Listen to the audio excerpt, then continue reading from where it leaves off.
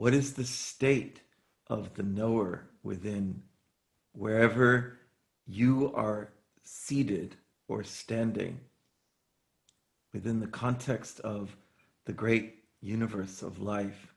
That determines your perspective. It determines the knowledge that you have. It structures actually your viewpoint.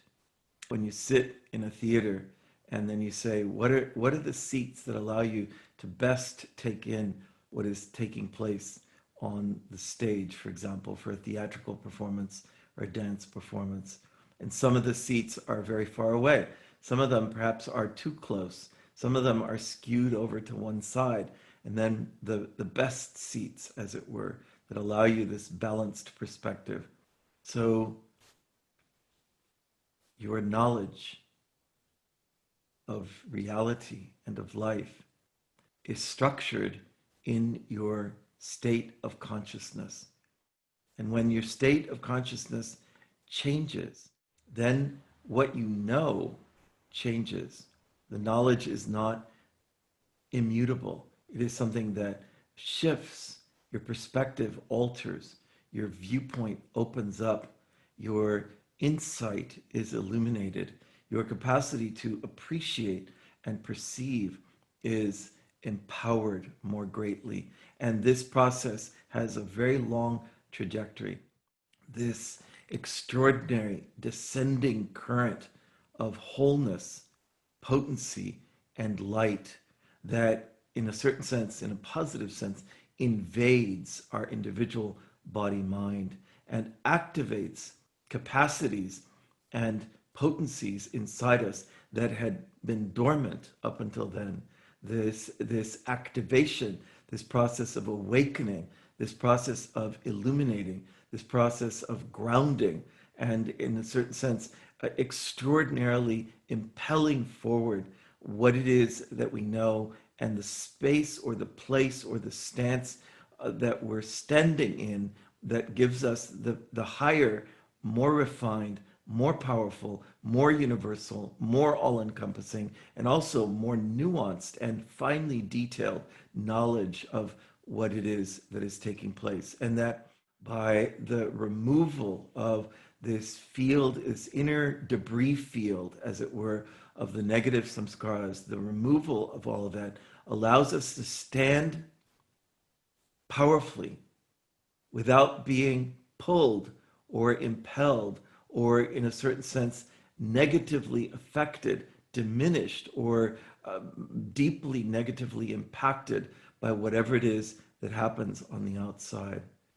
The strength of our consciousness rises up. That strength is not violent. It is tender. It is exquisitely potent and yet tender. But that strength of consciousness that says, I am here, stationed in my very own self, beyond the agitations and the various kinds of limitations in darkenings and contractions that may have once pervaded and even shaped and tinted and tinged my ordinary moment-by-moment awareness.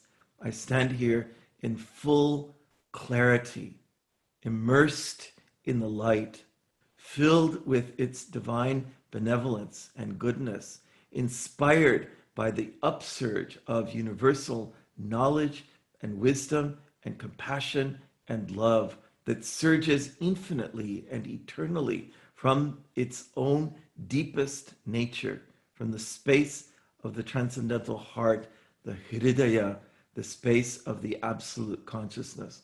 And I live as a human being from that place, deploying out into the world from that place, the strength and the beauty, the tenderness, and also the courage, the inspiration, the effectiveness, intelligence, efficiency, the insight, the cleverness, in a certain sense, of that universal intelligence that knows everything and therefore can shape insight about anything. So our practice is very, very powerful in this regard. To start a trajectory of practice is to begin a journey toward that condition in which we are standing in and as our very own self, and the vision, the knowledge that we have is the highest possible vantage point, the most universal and yet also most detailed and precise, and also unconstrained. The knowledge is not dented by negative samskaric experiences from the past. It is not, as it were, contaminated by agitations that no longer belong to us in that way. And yet at the same time, it isn't that we become stolid or insensitive. It's the opposite.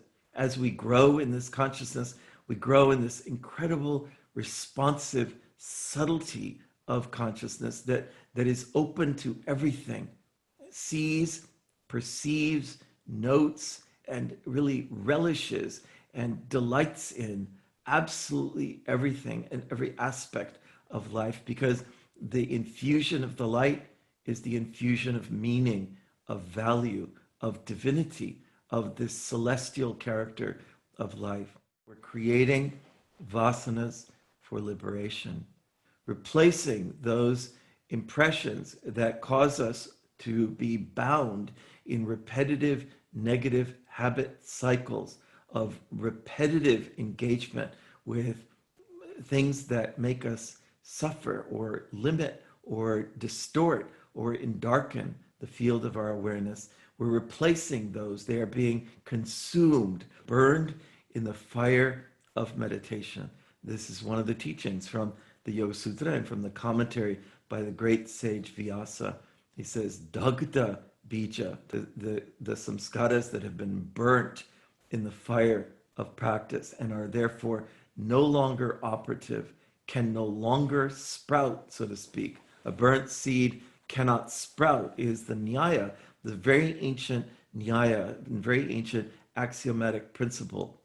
So as we're meditating, we're simultaneously addressing ourselves to that field of ancient debris, as it were, that is sort of old furniture, old habit patterns, old stuff that's in there.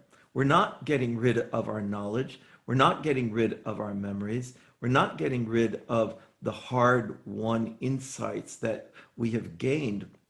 We're not getting rid of the flavor of life itself, but we are releasing the character of suffering that tinges and powerfully suffuses the negative samskaras in particular, so that in fact we can look with clarity and dispassion and a certain kind of steadiness in the face of anything that might have taken place in the past.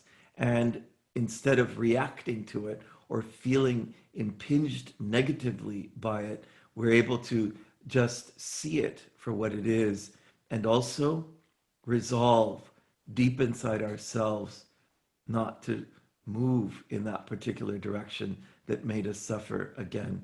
We create vasanas for liberation by the impact of practice, going deep in meditation, this benevolent, exquisite impression.